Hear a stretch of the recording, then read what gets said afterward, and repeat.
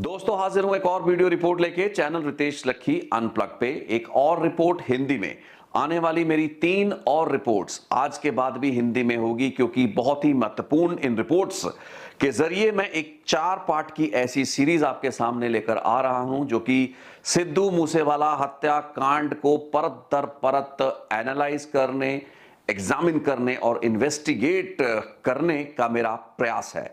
हालांकि मैंने अपने बीते तकरीबन 21 दिनों की जो अलग अलग रिपोर्ट्स बनाई है, मैंने बहुत से पहलुओं को टच किया है, बहुत से ऐसे फ्रेश एंगल्स को आपके सामने लाया हूं जिनको बाद में और चैनल्स द्वारा फॉलो भी किया गया है। लेकिन मुझे लगा कि इस पूरे के पूरे हत्याकांड के मामले की गुत्थी को सुलझाने का वक्त भी आ चुका है और परत दर परत, स्टेप बाय स्टेप आपको यह समझाना जरूरी है कि सिद्धू मूसेवाला इस हत्याकांड का शिकार क्यों हुआ।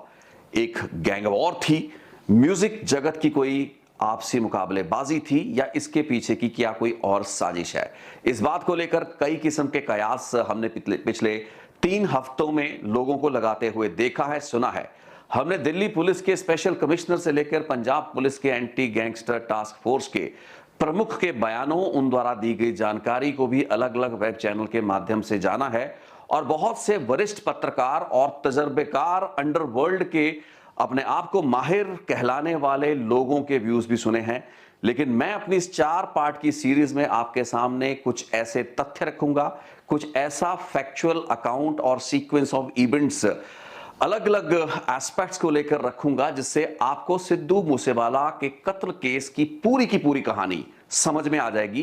क्योंकि काफी हद तक मेरी जांच के हिसाब से मैं उस नतीजे तक पहुंच चुका हूं कि सिद्धू मूसेवाला की हत्या क्यों की गई, किसने कराई, इस बात में अब कोई रॉकेट साइंस बची नहीं है। गोल्डी बराड़ का कबूलनामा 29 मई को मैंने आपके सामने साझा किया था। उसके बाद गोल्डी बराड़ का इंटरव्यू देखा, और पंजाब पुलिस, दिल्ली पुलिस और इस वक्त इंटरपोल, इन सभी लेवल्स पे गोल्डी बराड़ ही वो मास्टरमाइंड है जिसने लॉरेंस बिश्नोई के इशारे पर सिद्धू मूसेवाला की हत्या को अंजाम दिलवाया। सो इसमें कुछ नया बताने या सुनने को नहीं है। लेकिन सवाल गोल्डी बराड़ की उस इंटरव्यू से कई खड़े हुए, और उन सवालों को एड्रेस करने का वक्त भी है, और कई जो संशय पैदा हुए हैं सिद्धू मूसेवाला की मौत को लेकर, उसकी हत्या को लेकर, उनको एड्रेस करने का भी वक्त है। सो आज की इस पहली पार्ट, यानी कि पहला एपिसोड जो मैं आपके सामने लाया हूं, इसमें मैं बात करूंगा गैंग वॉर की। आपको याद होगा 29 मई को सिद्धू मूसेवाला की मौत के बाद मैंने रिपोर्ट बनाई थी। उसमें मैंने पूरी की पूरी बातचीत जो कि गोल्डी बराड़ ने बाद में एक इंटरव्यू में भी मुझे कही, वो सारी की सारी आपके सामने रखी। हत्याकांड के अगले दिन 30 मई को जो मेरी रिपोर्ट थी, उसमें मैंने लक्की पटियाल और गोल्डी बराड़, यानी कि लॉरेंस और बम्बीहा गैंग्स के बीच की आपसी दुश्मनी और उस गैंग वॉर को काफी हद तक एक्सप्लेन किया था। और आज की रिपोर्ट भी कमोवेश उसी विषय पर आधारित है, लेकिन आज आपको कुछ नई चीजें बताएंगे। बहुत से टीवी चैनल्स पे मैंने बहुत वरिष्ठ पत्रकारों और पुलिस के अधिकारियों को सुना, और विक्की मिड्डू खेड़ा की जो हत्या है, उस हत्याकांड को एक बहुत बड़ा सेंट्रल पॉइंट बताया गया, जो कि वो है भी। लेकिन बहुत कम लोगों ने इस चीज को एग्जामिन करने की कोशिश की कि क्या विक्की मिड्डू खेड़ा की हत्या अपने आप में क्लाइमैक्स था। वो एक टर्निंग पॉइंट जरूर था, जिसके बाद एक ब्लडी गैंग वॉर पंजाब में शुरू हुआ। लेकिन गैंग वॉर तो पहले से ही पंजाब में चल रहा था, और मैंने अपनी हर रिपोर्ट में इसका जिक्र किया था, खास करके 30 मई की अपनी रिपोर्ट में। लेकिन गोल्डी बराड़ की जो इंटरव्यू 3 दिन पहले आपने मेरे चैनल पर सुनी, उसके बाद 2 या 3 बातें ऐसी थी जो कि क्लैरिफाई करनी भी जरूरी थी। लेकिन उससे महत्वपूर्ण बात जो मैं आज आपसे करने वाला हूं, मैं आज आपसे एक ऐसी टेलीफोन कॉल की बात करने वाला हूं, एक ऐसा वर्चुअल नंबर से किया गया कॉल जिस पर दोनों एंड्स पर थे 2 गैंगस्टर, 2 सरगना। और मैं ये मानता हूं कि आज की तारीख में अगर वो लोग जो कि उस वक्त एक फोन पर आपस में बातचीत कर रहे थे, बतिया रहे थे, लड़ झगड़ रहे थे, गाली गलोच तक इन लोगों ने किया, आज वो सरगना बन चुके हैं। आज वो कोई गैंगस्टर नहीं, बल्कि कई गैंग्स को चलाने वाले उस कार्टेल के मुखिया बनकर विदेशों से ऑपरेट कर रहे हैं। और ये कॉल बहुत ही महत्वपूर्ण थी।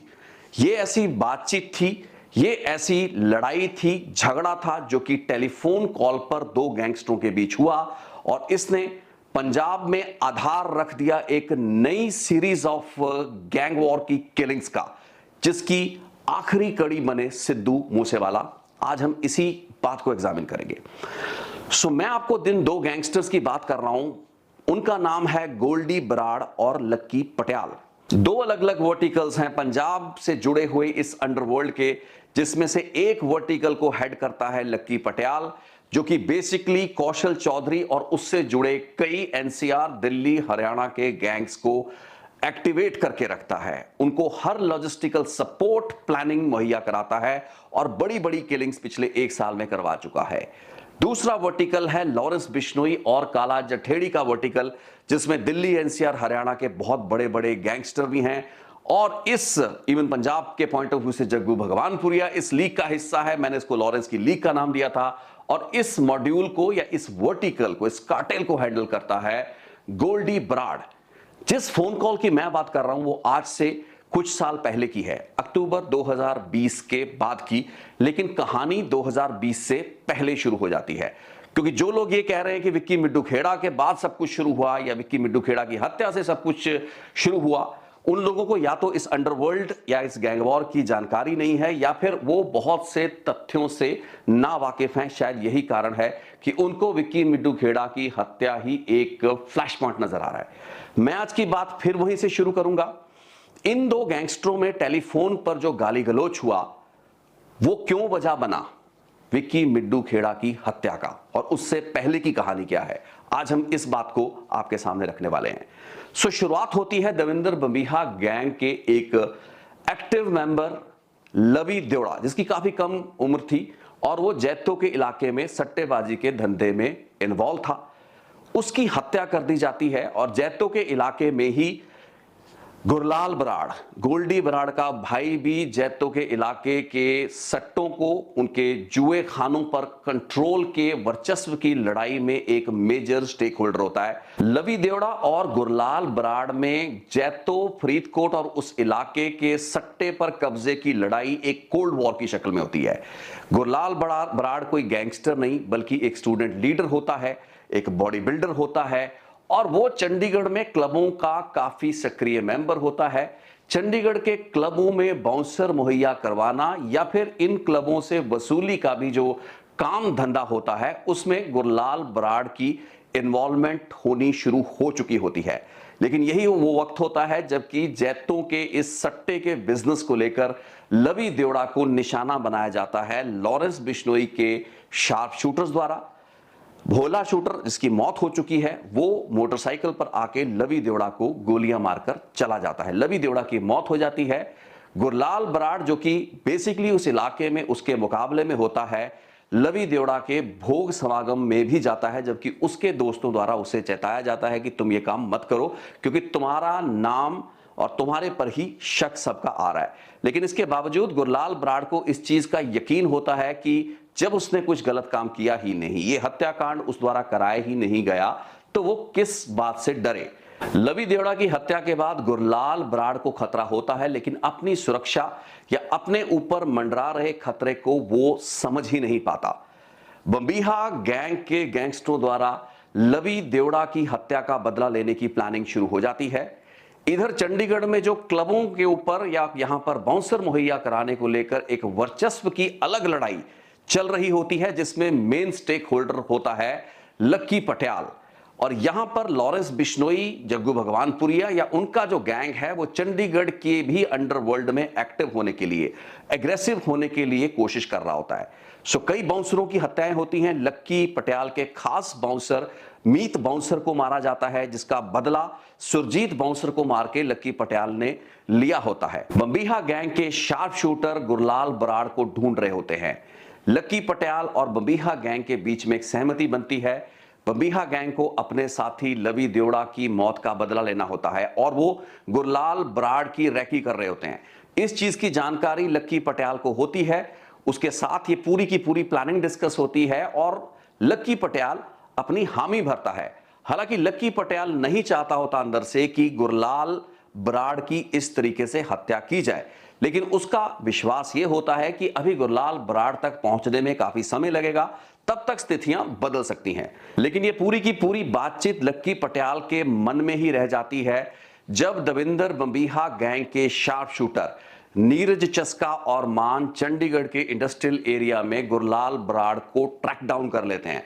गुरलाल बराड़ उनके सामने होता है और उस वक्त फोन लगाया जाता है लक्की पटियाल को। फोन पे उससे बातचीत होती है और उसे पूछा जाता है कि हमने गुरलाल बराड़ को सामने ट्रैक कर लिया है और क्या हम इसको मार दें, यानी कि गोली मार दी जाए। इसके बाद लक्की पटियाल के पास और कोई ऑप्शन उस वक्त नहीं होती। हालांकि उसके मन में यह चीज नहीं होती और वो इतनी जल्दी गुरलाल बराड़ को टारगेट करना नहीं चाहता होता, लेकिन इसके बावजूद लक्की पटियाल के मन की जो दुविधा होती है वो इस बात को लेकर होती है कि अगर बंबीहा गैंग के गैंगस्टरों को उसने गुरलाल बराड़ को मारने से रोका तो उस पर शक होगा कि वो विरोधी खेमे यानी कि विरोधी गैंग की इमदाद में मदद में उतर रहा है। सो उसके पास ऑप्शन नहीं होती और वो फोन पर इन गैंगस्टर्स नीरज चस्का और मान को गुरलाल बराड़ को मारने का ऑर्डर हुक्म देता है, जिसके बाद गुरलाल बराड़ को गोलियां मारकर चंडीगढ़ में मार दिया जाता है। गुरलाल बराड़ की इस हत्या के बाद स्थिति बदलती है क्योंकि इस वक्त तक गोल्डी बराड़ जो कि कनाडा शिफ्ट कर चुका होता है वो पिक्चर में नहीं आया होता। इस हत्या के बाद एक टेलीफोन कॉल होती है गोल्डी बराड़ और लक्की पटियाल के बीच। अब ये वही कॉल है जिसका जिक्र मैंने इस रिपोर्ट की शुरुआत में किया था और ये जो कॉल होती है इसको गोल्डी बराड़ द्वारा रिकॉर्ड किया जाता है।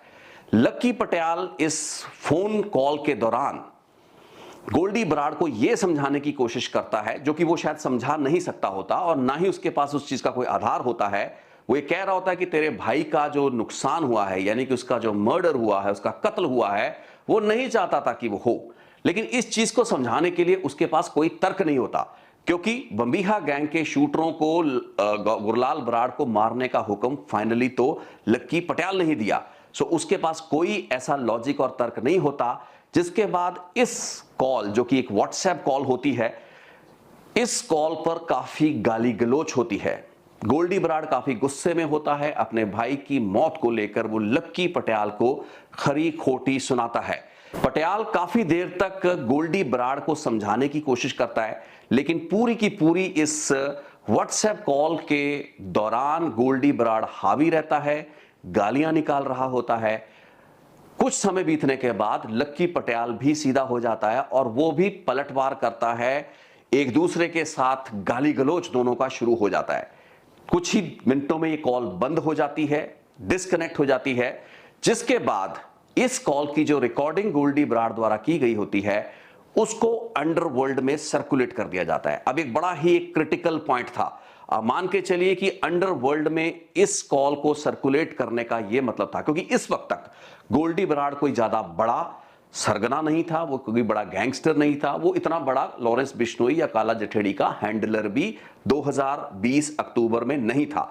लेकिन जब ये कॉल और इसकी रिकॉर्डिंग वायरल होती है, अंडरवर्ल्ड में लॉरेंस बिश्नोई और उसके साथ का गैंग इस रिकॉर्डिंग का इस्तेमाल करता है अपने नीचे के जो काडर में ये मैसेज भेजने में कि वो लक्की पटियाल जो कि चंडीगढ़ और पंजाब अन्य इलाकों के अंडरवर्ल्ड में बहुत बड़ा नाम उभरना शुरू हो रहा है, वो गोल्डी बराड़ से गालियां खा रहा है।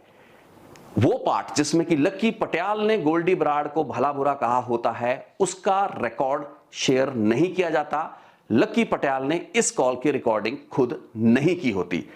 इसके बाद शुरू होती है वो गैंग वॉर और वो टफ वॉर। हालांकि गैंग वॉर तो उससे पहले शुरू हो चुकी थी, लेकिन ये वो एक इंपॉर्टेंट पॉइंट था जिसके बाद अपनी इस बातचीत का रिकॉर्ड अंडरवर्ल्ड में सर्कुलेट होने के बाद लक्की पटियाल निशाने पर लेता है उन सभी लोगों को जो कि लॉरेंस बिश्नोई या फिर गोल्डी बराड़ के करीबी होते हैं। हालांकि लक्की पटियाल गुरलाल बराड़ की मौत के बाद इस चीज को लेकर एक डिफेंसिव पे रहा होता है कि वो उसके ना चाहते होने के बावजूद भी गुरलाल बराड़ का कत्ल हुआ।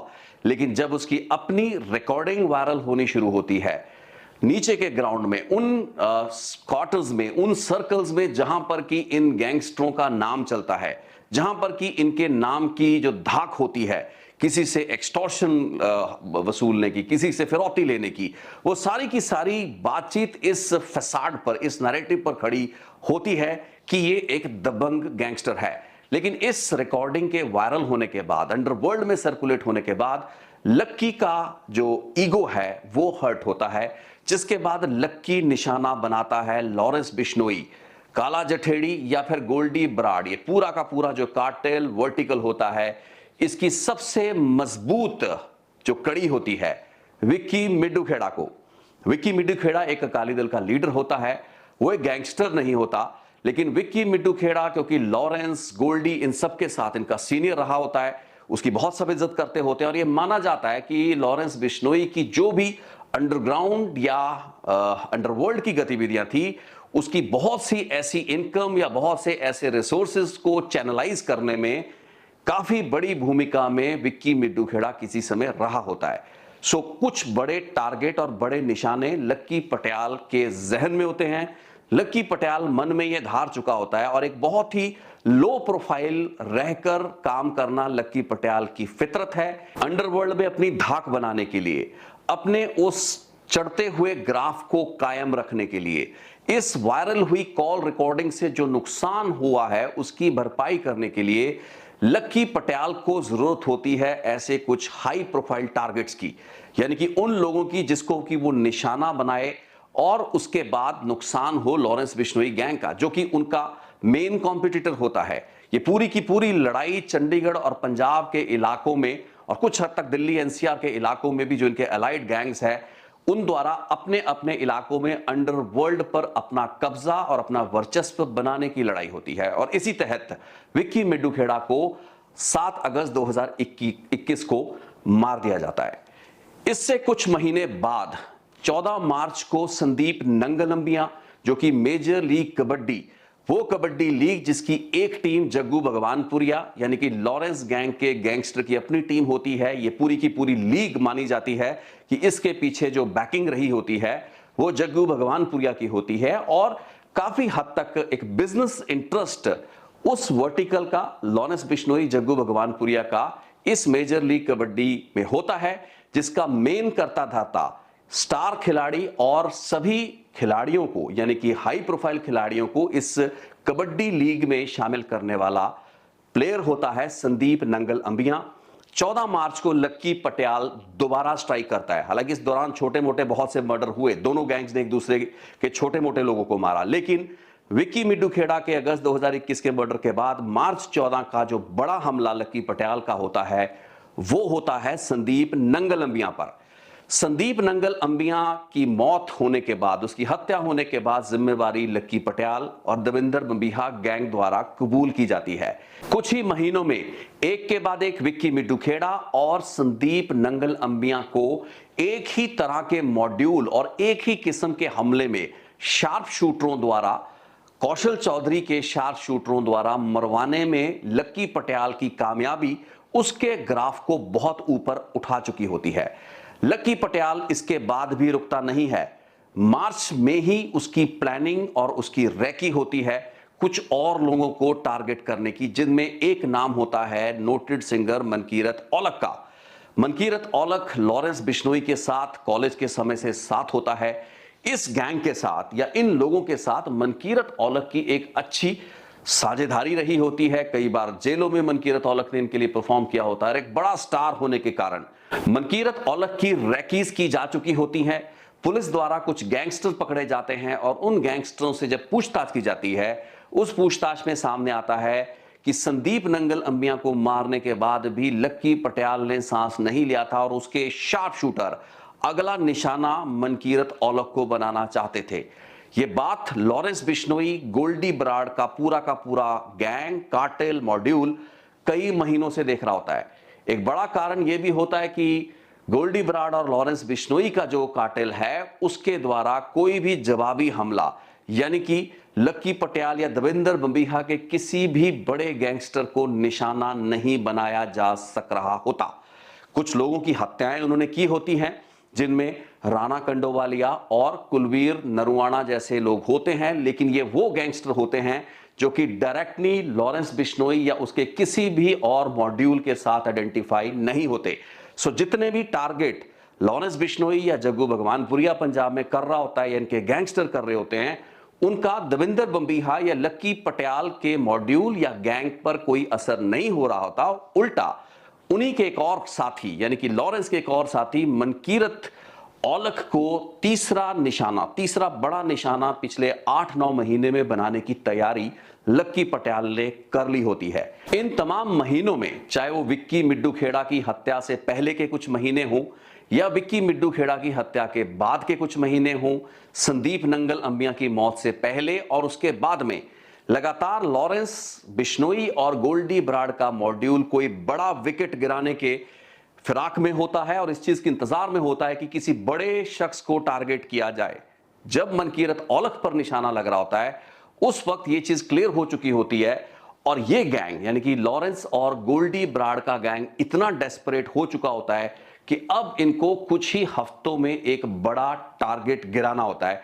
और यही कारण था कि इतनी बड़ी तैयारी और इतने हथियारों के साथ इन्होंने एक बहुत बड़ा हमला सिद्धू मूसेवाला के खिलाफ उसके ऊपर प्लान कर रखा था। दिल्ली पुलिस के स्पेशल सेल की अगर माने जो उनके अधिकारियों से पत्रकारों ने बातचीत की है तो वो मानते हैं कि सिद्धू मूसेवाला की इधर उधर जाने और घूमने फिरने के वक्त उसको निशाना बनाने की बातें तो बहुत दूर की बातें हैं। इन लोगों ने जो तैयारी कर रखी थी उसके हिसाब से ये सिद्धू मूसेवाला की हवेली में घुसकर भी उसको मारना चाहते थे। फिर नुकसान इसमें कितना हो सकता था, किसका हो सकता था, इस चीज का इनको कोई डर नहीं था। सो ये है वो पूरी की पूरी कहानी और सीक्वेंस जो कि लवी देवड़ा के मर्डर से शुरू होती है। गुरलाल बराड़ के मर्डर के बाद तलखी बढ़ती है। वो टेलीफोन कॉल जो कि गोल्डी बराड़ और लक्की पटियाल के बीच होती है उसकी रिकॉर्डिंग का होना, उसका अंडरवर्ल्ड में वायरल किया जाना, लक्की पटियाल का खुंदक में आना या तैश में आना, उसका बड़े टारगेट चूज करके एक के बाद बड़े लोगों को निशाना बनाना, यही वो कारण था जिसके बाद लॉरेंस और गोल्डी बराड़ जैसे लोग डेस्परेट थे और इस निशाने में इन्होंने सिद्धू मूसेवाला को क्यों लिया। सिद्धू मूसेवाला का इस गैंग से यानी कि बंबीहा से या पटियाल से या सुखप्रीत बुड्ढा से क्या लेना देना था, यह एक बहुत बड़ा सवाल है और इसके जवाब जानने के लिए गोल्डी बराड़ से भी कई सवाल किए गए और इसी चीज पर काफी हद तक इन्वेस्टिगेशन और एनालिसिस भी किया गया। लेकिन ये सारी की सारी बात मैं आपको इस सीरीज के दूसरे भाग जो कि कल प्रसारित होगा उसमें बताऊंगा, क्योंकि अब बातचीत गैंग वॉर की नहीं बल्कि म्यूजिक इंडस्ट्री की आपसी मुकाबलेबाजी की होगी। उस म्यूजिक इंडस्ट्री में माफिया कैसे चलता था या चलता है और उस माफिया की गिरफ्त में सिद्धू मूसेवाला कैसे फंसा, फिर उसको उस गिरफ्त से किसने निकाला। जिन लोगों ने सिद्धू मूसेवाला की मदद की वही उसके लिए पनौती बन गए और उन्हीं लोगों के साथ जोड़कर उसको देखा जाने लगा, जबकि वो उन लोगों के साथ किसी भी तरीके से सक्रियता से इन्वॉल्व नहीं था। यह चीज मैं अपने कल के एपिसोड में हैंडल करूंगा और उसके बाद दो बहुत ही महत्वपूर्ण एपिसोड हैं, इन्वेस्टिगेशंस हैं, जिसमें सिद्धू मूसेवाला की सुरक्षा की पूरी कहानी। बहुत से लोग कह रहे हैं कि विक्की मिड्डू खेड़ा की हत्या के बाद खतरा बढ़ा था, अब तो पुलिस ने भी मानना शुरू कर दिया। पहले कह रहे थे जनवरी 2022 से खतरा था, रेकियां शुरू हुई। आज पंजाब पुलिस कह रही है कि अगस्त 2021 से काम शुरू हो चुका था। मैं आपको बताऊंगा कि असल में सिद्धू मूसेवाला की जो हत्या करने की प्लानिंग थी वो 2021 से भी पहले से चल रही थी और ये खतरा कितना ज्यादा था, इसकी प्रोपोर्शन, इसका अनुपात कितना ज्यादा था, ये सुनकर आप हैरान रह जाएंगे। मैं आपके साथ उन शूटर्स की फोटोग्राफ्स साझी करूंगा जिसकी इंटेल इनपुट्स सिद्धू मूसेवाला के पास थी, उनकी सिक्योरिटी डिटेल के पास थी, वो सारी जानकारियां मैं आपको दूंगा। और सबसे बड़ा सवाल शगुनप्रीत, उसकी भूमिका पर हम आएंगे, वो आखिरी एपिसोड होगा। सो 3 और एपिसोड हैं। आज की इस रिपोर्ट में मैंने सिर्फ उस गैंग वॉर की बात की है जिसके क्लाइमैक्स के रूप में हमने सिद्धू मूसेवाला को टारगेट होता हुआ देखा। और जाते जाते एक और चीज क्लैरिफाई करना चाहता हूं, गोल्डी बराड़ से मेरी इंटरव्यू में गुरलाल बराड़ की मौत के पीछे जो सिद्धू मूसेवाला को एक कारण उसने बताया था वो एक गलत कारण था, वो एक इंटरप्रिटेशन थी, वो एक एजम्पशन थी, वो उसकी सोच थी। सिद्धू मूसेवाला किसी भी तरीके से गुरलाल बराड़ की हत्या के लिए जिम्मेवार नहीं था। गुरलाल बराड़ की हत्या मैंने आपको पहले बताया है इवन लक्की पटियाल अंदर से नहीं चाहता था कि गुरलाल बराड़ इस तरीके से मारा जाए, लेकिन चूंकि देवेंद्र बंबिहा गैंग के साथ पहले उसने एक हामी भर रखी थी और अब उससे पीछे हटता तो देवेंद्र बंबिहा गैंग के साथ लक्की पटियाल के संबंध खराब होते। और इस चीज को उसने गोल्डी बराड़ को समझाने की जब कोशिश की तो गोल्डी बराड़ समझा नहीं, फोन पर गाली गलौज हुआ और उसके बाद उसकी जो रिकॉर्डिंग वायरल की गई, जिसके बाद अंडरवर्ल्ड के पूरे समीकरण बदल गए और लक्की पटियाल एक लो प्रोफाइल लेकिन एक साइलेंट ऑपरेटिव, उसने बड़े निशाने लगाए और इन बड़े निशानों से सिलसिला शुरू हुआ उस अंत का, जो कि सिद्धू मूसेवाला की मौत की शक्ल में हमें देखने को मिला। एक और छोटा सा पॉइंट रह गया है, वो है अफसाना खान की बात जो कि गोल्डी बराड़ ने की थी। वो बात क्लियर हो चुकी है। गोल्डी बराड़ ने यह सही कहा था कि उसके भाई गुरलाल बराड़ ने एक म्यूजिक कंपनी खोली थी। हालांकि कल की रिपोर्ट में मैं इस चीज पर और डिटेल आपके सामने रखूंगा, लेकिन गुरलाल बराड़ ने एक म्यूजिक कंपनी खोली थी जिसमें वो अफसाना खान को साइन कराना चाहता था। इनके आपस में जब मुलाकात होती है तो गुरलाल बराड़ ने हंसी मजाक में अफसाना खान को यह बोला कि हम आप जैसों से पैसे लेते हैं, आपको हम पैसे क्यों दें। हालांकि एक लाइटली की गई, एक मजाक के नजरिए से की गई बातचीत थी, लेकिन अफसाना खान ने इस बात को आगे शेयर किया। यह बात ट्रेवल करते करते लक्की पटियाल के कुछ लोगों तक पहुंची। इसके बाद एक और किरदार इस पूरी की पूरी कड़ी का, मनदीप सिंह धालीवाल, इसका भी जिक्र कल की रिपोर्ट में होगा। मनदीप सिंह धालीवाल ने गुरलाल बराड़ को फोन लगाया और उसने भला बुरा उसे कहा और कहा कि तुम इतने बड़े हो गए हो कि तुम अब सिंगरों से पैसे मांगो। जिसके बाद गुरलाल बराड़ ने कोई रिएक्शन नहीं किया, कुछ आगे से वो बोला नहीं।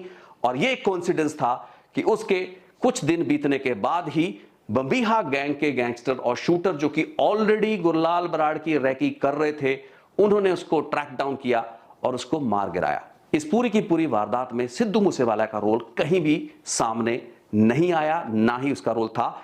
इस क्लैरिटी को देना जरूरी था। कल की रिपोर्ट बहुत महत्वपूर्ण है क्योंकि म्यूजिक इंडस्ट्री की माफिया और उसमें किस तरीके के दबाव में हमारे सिंगर और खास करके सिद्धू मूसेवाला अपने करियर की शुरुआत में कैसे म्यूजिक माफिया ने उसको निचोड़ा और उस म्यूजिक माफिया से निकलने के लिए उसे क्या समझौता करना पड़ा, इस बात को मैं आपके सामने रखूंगा। बहुत बहुत धन्यवाद। आज की रिपोर्ट थोड़ी लंबी थी, लेकिन थोड़ी सी पेशेंस आपको रखनी पड़ेगी क्योंकि हम परत दर परत सिद्धू मूसेवाला की हत्याकांड से जुड़ी हुई तमाम बातों को आपके सामने लेके आते रहेंगे। थैंक यू सो मच इस रिपोर्ट को देखने के लिए। कल की रिपोर्ट के लिए स्टे ट्यून्ड।